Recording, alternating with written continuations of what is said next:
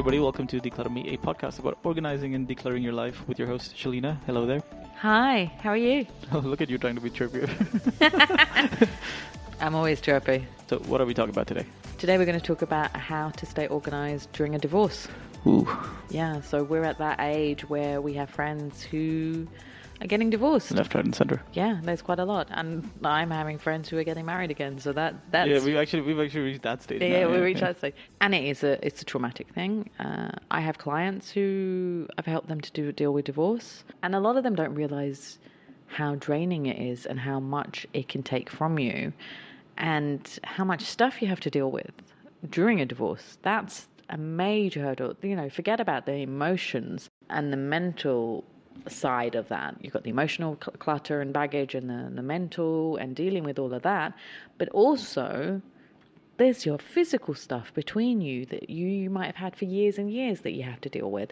So I thought it'd be good to discuss that to help people to deal with the physical clutter. Yeah, it's a tough time, and you're pretty weighed down with everything that's going on. Obviously, it's a tough time, and so it's kind of nice to get some, maybe not clarity, but just kind of a direction in terms of how to proceed. What would be your tips? A major thing is like people who are like, I'm going to throw everything out. I'm going to start afresh. Like, don't do that. Don't throw everything away because you'll need things like the cutlery. Don't throw your wedding dress away yet. Let's talk about that first. You know, let's see what's the best way to get rid of it. You know, you want to get rid of everything that reminds you of your other half, but take time to, you have to cool down first. You have to deal with everything else. Let's do it systematically. So first of all, go through your stuff, not your stuff that you share with your husband or your wife, just your stuff, whether it be your clothes, your books, memorabilia, toiletries. Go through that stuff step by step. Because the thing as well, when you're getting divorced, you're going to move. One person's going to move. And there's going to be most often downsizing. So you think about the fact that you might be downsizing, going into a smaller house. You won't have as much room to hold all this stuff, to hold all these clothes, your books. And also if you do your own stuff, there might not be as much emotion as will be if it's stuff that you share together, And then once you've done that, and you've cooled down, then go through the inventory between yourselves. So through your CDs, or your album, your records that you've had since forever, paintings, furniture. Start making an inventory and decide who's going to take what, or if you're going to sell and then sell it and then sort out, who's going to get the proceeds, etc. With photos, start going through the photos and decide if they're photos of both of you, put them into one side and keep them, and then look at them together and decide if you're going to keep them or you want to, discard them and shred them. I remember I had one client who had, here in Dubai, the wedding albums are ginormous. In the 90s and the 2000s, everyone was getting these huge photo albums. They're like redonkulous, and there's one for the engagement, one for the nikah ceremony, one for the other wedding ceremony, the mendi. So there was like 4 to 5 massive books, and then they're getting divorced, and she's like, I don't want it in my house. They're huge, they remind me of him, I don't want it. And so what do you do then? So I said, give it to the parents. The parents will remember that their kids were at this point, they might want it. And then if they don't want it, then we can get it destroyed. We can get it shredded, send it to a shredding company. And so that's what we did. And then the families went, actually, let's not keep it. So that it was discarded.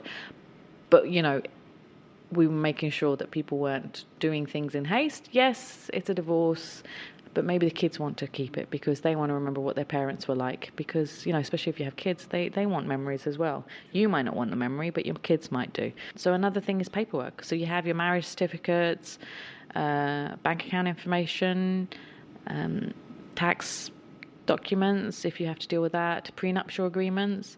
Any important documents, make sure you both have copies. you know, because you'll need the copies for various things, especially living here. If you're an expat, you need these documents for visa purposes and bank accounts and stuff. So have copies of that and have originals, or get a certified copies made for that, because you'll need it for various reasons while you're going through the divorce. So do that as soon as possible, so you get that done, and then keep 2 files with that, so one for him and one for you, so that you both have that, so you don't have to fight about it and discuss it later. One for each one, you mean? Yeah, one for each one. Plus, it's a good thing to do, because then you're not having to reach out to the other one just to get hold of a document, which is, you know, can be quite painful, especially at that time.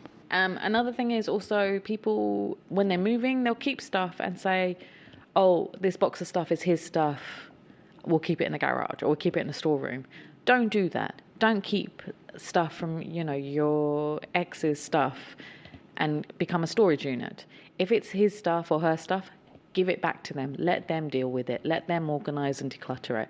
Don't become a storage unit, because you won't have space, especially if you've downsized. And it's not, you know, you want to have a clean and organised home moving forward. You want to start afresh. You shouldn't be hanging on to this stuff, you know, unless it's a reason, like we said, you know, for the kids, that they might want it. But if it's just you got divorced a few years ago and you're still holding on to this stuff, you know, you need to let go now. And that's it, really. It's a hard time. And I also always suggest to clients, because a lot of them don't go for counselling and they don't realise how taxing this is on them.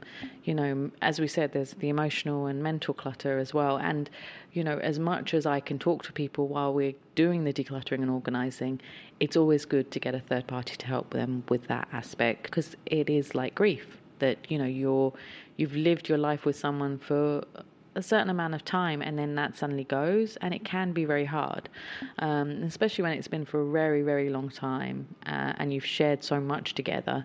To suddenly have that cut off from your life, it can be hard. So I always recommend that you go for counselling. There are various places here in Dubai that can help, and, you know, talk to your friends, go out, enjoy life. Yeah, I think the key is, you know, as you said at the start, try to like do these things as calmly as possible. And so if that means you need a little bit of time, take a little bit of time, but like approach this with calmness rather than reacting very strongly to, especially to things. Especially to your physical things, because it doesn't help. Then you regret it later. You might say, oh, I did need that thing. Or, you know, your other half might say he wants it. You know, let your ex go through their own stuff. That's all we have for you this week. Yes. And as always, if you haven't subscribed already, you can do that in your favorite podcast player. Just look for Declutter Me. That's DECLUTTR space ME. And if you want to reach Shelina? Yes, if you need help to declutter and organise, you can contact me at any time at declutterme.com and fill in the contact form, and I'll get in touch as soon as possible. Super. Well, we'll see you next week. Bye.